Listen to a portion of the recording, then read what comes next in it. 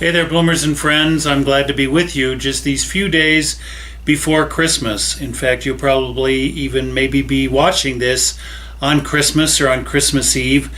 It is an exciting time of year in our church. It's one of the times when we celebrate something that is a part of our deepest of traditions as individuals in many cases.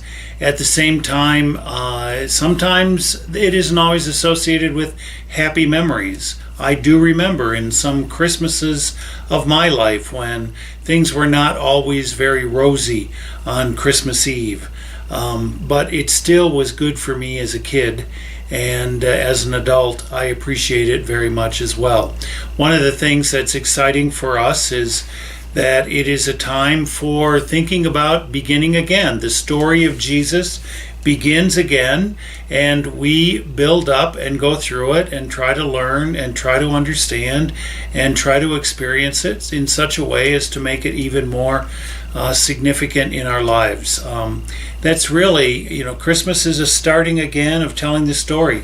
New Year's is just around the corner, where we start a new year and wonder what that whole year is going to bring.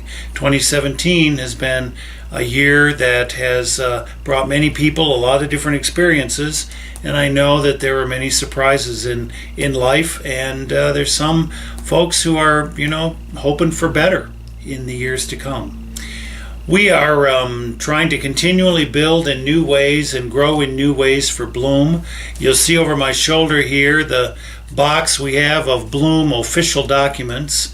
That's where we keep our articles of incorporation from 2004 and our IRS standing from 2004 and our affiliation with the UCC in 2005, but the papers go back to 1964.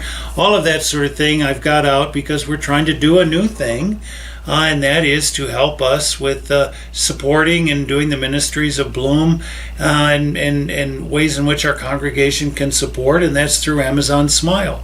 So I'm doing the paperwork on Amazon Smile, and it requires, consulting those papers, scanning some of them, and sending them in to the organization called GuideStar, which is a overwhelming, maybe it's overwhelming, but an overseeing organization.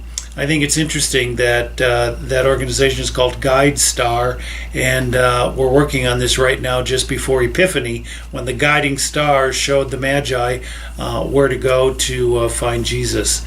I hope that guide star helps us find another way to support our ministries so that we can be the vital and exciting church that we want to be. Christmas is a time when we can take care of each other. It's a time when we can deepen our friendships. It's a time when we can commit again to know the story of Jesus a little bit more thoroughly in our lives. And it's a time also when we can say that all of the hullabaloo that goes on out in the world is not necessarily the core aspect of what the Christmas message is, because the Christmas message is that love took on human form and built a home among us and lived a life and then breathed that life into us to share around the world and to the person sitting next to us. So let that be in our minds that we're starting again, we're being love in the world, and we're going to have a good Christmas together. Merry Christmas to you, and we'll see you when it's almost New Year's.